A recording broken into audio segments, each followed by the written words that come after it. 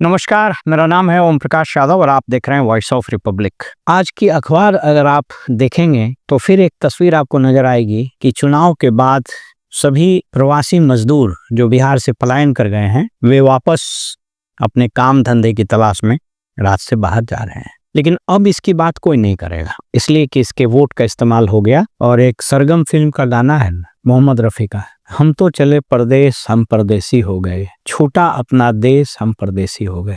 आज हम बात यहीं से शुरू करेंगे। और मैंने एक बार बताया था कि दो भ्रम है। पहला भ्रम ये कि किसान अन्नदाता हैं और हमको खाना खिलाते हैं, और दूसरा कि मतदाता सरकार चुनती है। ये दोनों अर्ध सत्य है। किसान अन्न जरूर देते हैं, लेकिन हम कौन सा खाना पकाएंगे ये घर का मालिक और रसोइया तय करता है। ठीक उसी प्रकार मतदाता मत दे देता है, लेकिन सरकार सत्ता में बैठे हुए दलाल तय करते हैं। तो अन्नदाता भी अपने काम में लग गए और ये जो मजदूर है ये भी बेचारे चले गए।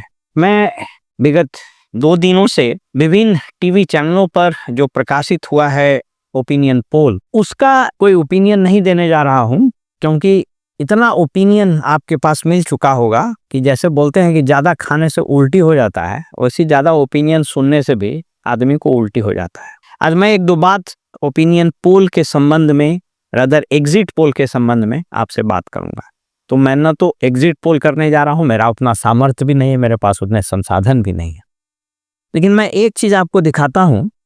एक किसी ने ये एग्जिट पोल के आंकड़े दिखाए हैं, मैं आपको स्क्रीन पर भी दिखा देता हूं। Axis My India people's empowerment platform, इसने जो एक अपने स्क्रीन पर देखिए, ये बता रहा है कि शेड्यूल कास्ट ने और ईबीसी और ओबीसी वगैरह ने किन किन पार्टियों को कितने प्रतिशत मत दिए। याद रखिए कि इन लोगों ने ये आंकड़े 11 और 12 को दे दिए हैं, यानी 11 तारीख को दूसरे चरण का यानी अंतिम चरण का मतदान हुआ। तो या तो कुछ लोगों ने 11 को दिया और कुछ 12 को, ये संभवतः ये आंकड़े 12 को आए हैं। अगर मैं थोड़ी देर के लिए मान भी लूं कि 12 को आए हैं, तो ये चुनाव के मतदान के बाद ही इन लोगों ने संग्रहित किए होंगे। तो ये कैसे संग्रहित कर लिए, इस पर आपको एक सवाल सिर्फ हम उठाते हैं। इन्होंने लिखा है कि मैं सिर्फ 2 ही का उठाता हूं, ईबीसी 58% एनडीए को और 26% महागठबंधन को, ओबीसी यानी अन्य पिछड़ा वर्ग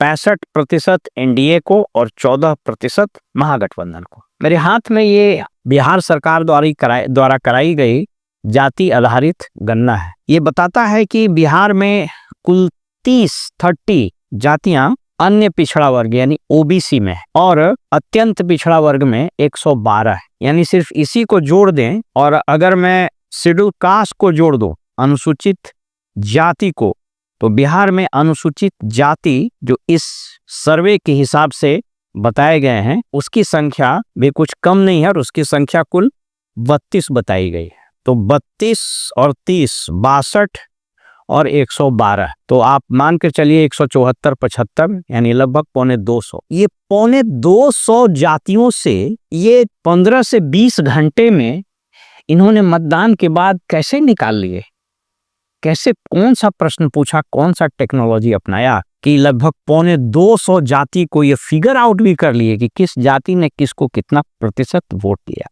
ये चीख चीख कर चिल्ला रहा है कि ये इतना बड़ा गोरख धंधा है, इतना बड़ा पैसा कमाने का धंधा है कि जिसकी कल्पना ना हम कर सकते हैं ना आप कर सकते हैं। मैं आज उसी पर आपसे बात कर, ये विशुद्ध गोरख धंधा है और झूठ का बाजार है। मैंने आज कुछ रिसर्च किया, कुछ रिपोर्ट्स निकाले हैं।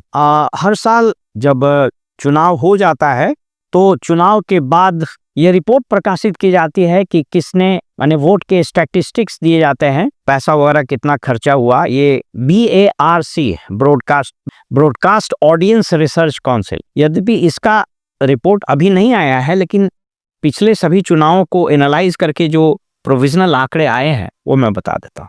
2025 का जो अभी चुनाव हुआ, अकेले 6 बजे से लेकर के 11 बजे रात तक जो एग्जिट पोल प्रकाशित किए गए, उसको कितने लोगों ने देखा और कितनी कमाई हुई, इसका एक आंकड़ा आपको दे देते हैं। बिहार में करीब करीब 80 लाख से 1 करोड़ 10 लाख लोगों ने सिर्फ बिहार में देखा इसको, और राष्ट्रीय स्तर पर यह तकरीबन, इसमें टोटल है टीवी और ये यूट्यूब वगैरह जोड़ करके, तो मैं टीवी का ही दिखा देता हूँ। टीवी का ये लगभग 5 से 7 करोड़ लोगों ने 11 तारीख को 6 बजे से 11 बजे के बीच में जो एग्जिट पोल प्रकाशित हुए या प्रसारित हुए उसको लोगों ने देखा। उसमें जो कमाई हुई है वो बड़ी मजेदार है। कहा है कि उसमें कमाई इन लोगों ने अकेले जो ये 6 से 11 बजे के आसपास जो कमाई की उसमें आपको अद्भुत, माने कमाई 2 तरीके की हुई। कुछ तो टीवी चैनलों ने कमाया और कुछ ये एजेंसियों ने कमाया। तो ये दोनों का हम मिला करके बता देते हैं। टीवी चैनल्स रीजनल और नेशनल, इन लोगों ने करीब करीब 70 से 80 करोड़ रुपया सिर्फ 6 से 11 यानी 5 घंटे में कमाए। यूट्यूब चैनल्स और ओटीटी में जो एड्स आते हैं वह सिर्फ इस 5 घंटे में 6, 5, 11, 5 घंटे में 10 से 12 करोड़ रुपया। पोल एजेंसीज ने 7 से 10 करोड़ रुपया, यानी टोटल ये जो धंधा था एग्जिट पोल का धंधा, हम धंधा बोल रहे हैं, गंदा है लेकिन धंधा है, ये 90 से 105 करोड़ का था और ये खेल 5 घंटे में हो गया। अब मजेदार बात जरा देखिए कि ये ऐसा धंधा है और ये सब मैं आपको स्क्रीन पर दिखा देता हूं। ये सब जो धंधा है यह ऐसा है कि अगर इनके एग्जिट पोल गलत साबित हुए तब भी ये कमाएंगे, यानी जीत भी मेरी और पट भी मेरी। अगर जीता वाह वाह, सबसे सटीक मेरा पोल। अगर ये हार गए तो कोई दिक्कत नहीं, उसको जो एक्सप्लेन ये लोग करेगा उस एक्सप्लेन को भी आप देखिएगा तो उसको एक्सप्लेन करेगा कि हमारा क्यों गलत हो गया, उसको भी सब लोग देखेगा।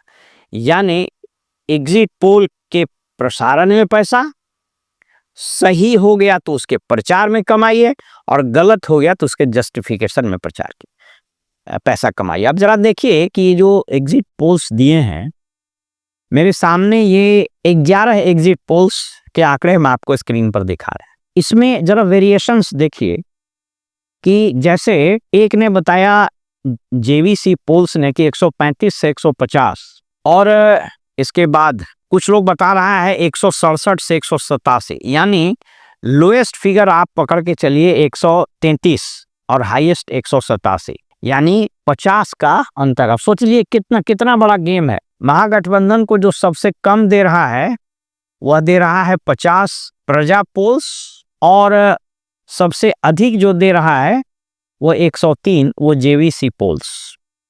अब रेंज जरा देख लीजिए। अब ये 11 में वैसे तो संभावना है कि 11 गलत होगा, तो जब गलत होगा तो उसको एक्सप्लेन करने के लिए भी ये लोग प्राइम टाइम में आएगा और हम लोग जब वो एक्सप्लेन करेगा तो उसको भी बड़े चटकारा लेके सुनेंगे 6 बजे से लेके 11 बजे तक। यानी आप देखिएगा कि कल जब मतगणना शुरू होगा तो मतगणना के बाद स्वाभाविक रूप से सब लोग टीवी और यूट्यूब पर लगे रहेंगे और इस बीच में यह धंधा चलता रहेगा। यानी इस चुनाव में अगर आप यूं कहें कि जिस दिन से ये चुनाव की घोषणा हुई उस दिन से परिणाम आने और सरकार बनाने के बीच में मैंने आंकड़ों को कलेक्ट करके निकालने की कोशिश की, तो टीवी चैनल्स और ये जो रेटिंग एजेंसीज है, जो ओपिनियन और एग्जिट पोल करने वाली एजेंसीज है, इन सबों ने करीब करीब 15,000 करोड़ रुपया कमा लिया। इसीलिए मैंने शुरू में बताया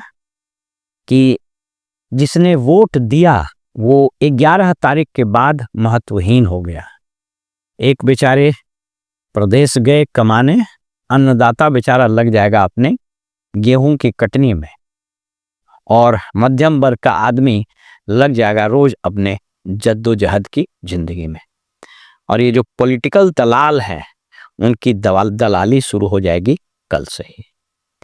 ये कुल मिला जुलाकर इस देश के प्रजातंत्र का विश्लेषण है। वो एक गाना है ना कि ये कहाँ आ गए हम यूं ही साथ चलते चलते, तेरी आंखों में है, वो आपको गीत वो सुना होगा, पूरा मैं गीत नहीं सुना रहा हूँ आपको। दोस्तों, इस देश में इलेक्ट्रॉनिक और प्रिंट मीडिया आज से कुछ साल पहले तक एक दौर था कि हर उम्र के लोग इसको देखते थे। बुजुर्ग पढ़ते थे, उनको अपने इंटरेस्ट का चीज मिल जाता था। यंग लोग, नौकरी पेशा लोग पढ़ते थे कि उनके काम का भी समाचार रहता था, वेतन बढ़ा घटा, महंगाई वगैरह वगैरह।